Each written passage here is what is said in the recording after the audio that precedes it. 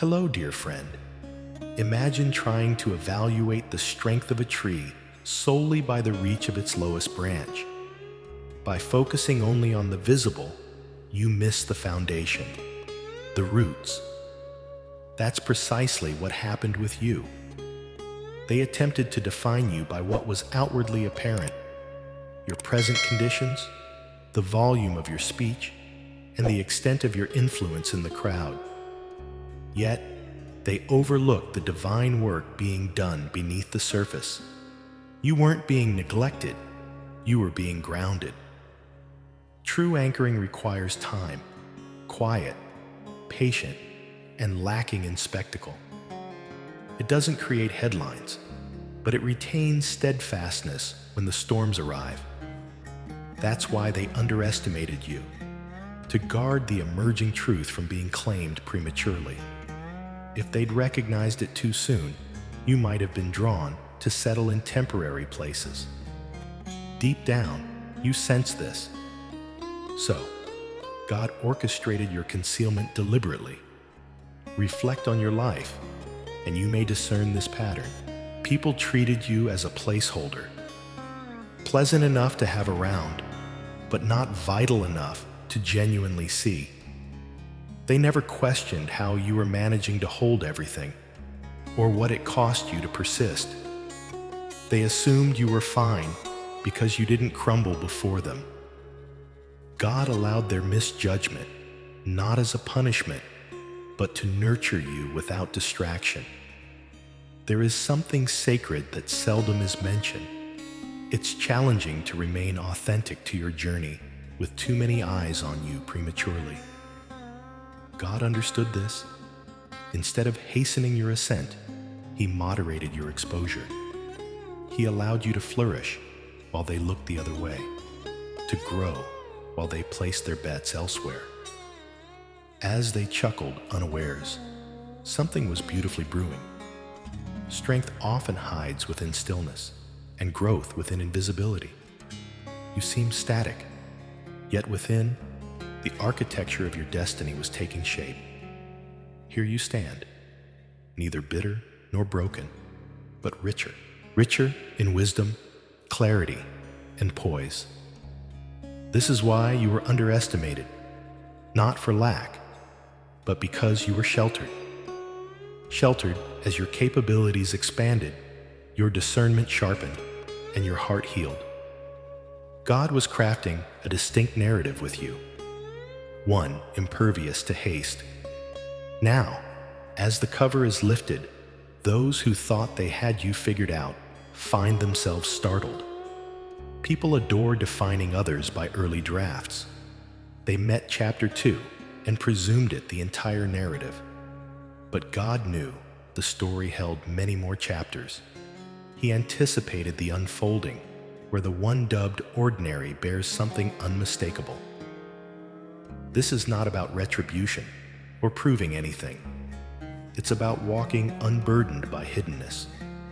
You have no obligation to recount your past steps or amend the tales spun in error.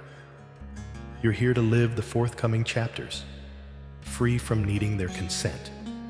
Only your consent. Take heart. The roots grown in solitude are resilient enough to uphold the future. They've grown deeper than anyone presumed. You weren't fashioned for fleeting approval, but for eternal significance.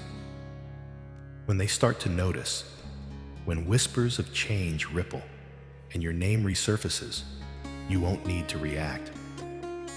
By then, you'll be living the story they couldn't envision, not because you finally became enough, but because time revealed what God always saw in you. There's an uncanny moment when people start recognizing what was previously unseen. Their demeanor shifts, questions arise that were never asked. Suddenly, you're acknowledged as special. Yet, instead of feeling flattered, you feel serene. Not because of lingering resentments, but because you remember the part of you they overlooked. You recall their laughter, heedless of its target, and their oblivion to your solitary burdens. You're not angry, but you remember. so does God. He didn't intervene against their assumptions or labels because he observed both them and you, not as a test, but to reveal your existing strength, unconfirmed by their approval. We're conditioned to expect divine movements to be grandiose. Yet, more often, they begin as subtle rearrangements. No dramatic revelations, just a shift. An old connection fades, a role dissolves. A space once yearned for becomes constrictive. Initially, it may feel like rejection, but it's alignment. God does not construct around comfort, but around calling. True callings demand outgrowing spaces once called home. Sometimes God permits us to be underestimated so deeply, even we begin to doubt our gifts. That's when sacred transformation happens. You cease living for praise, altering truths for comfort, or seeking clarity externally, and begin receiving it directly from Him. This is the powerful shift, not in others' newfound recognition, but in your newfound independence from it. Internally, the transformation has already occurred. This moment is not about visibility, but readiness. Readiness for placement, not performance, for the genuine stage. One without spotlights, but with substance, built from refinement, not attention. Had you been acknowledged too soon, you might have chased an impressive facade that drained your soul. You might have constructed quickly, but under fragile terms. So, God allowed you to be overlooked. Let others be chosen. He let you depart unnoticed because He was cultivating something only He could discern. Now, that something is unfurling. As you revisit rooms where you once went unseen, you won't ask for anything. You'll carry something profound, sensed even if undefined. People might not have the words, but they'll acknowledge the shift.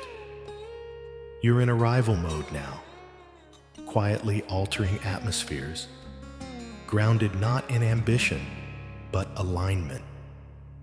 This is the essence of enduring misunderstanding, of embodying growth silently and gracefully. The journey was never about gaining validation or spotlight. Instead, you were being deeply rooted, thriving in unseen ways.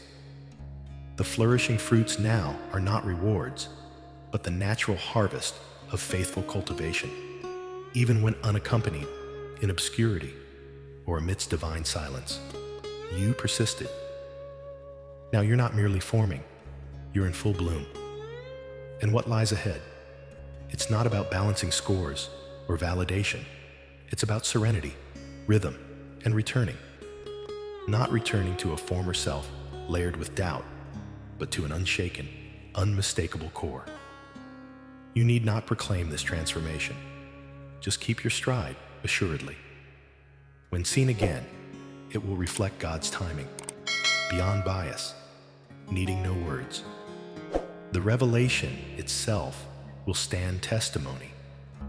Thank you for embarking on this journey with me. If this message spoke to you, please like and share with others who may benefit. Subscribe to Heaven Whispers to stay connected. Continue your awakening journey and choose the next video on your screen that calls to you. See you there.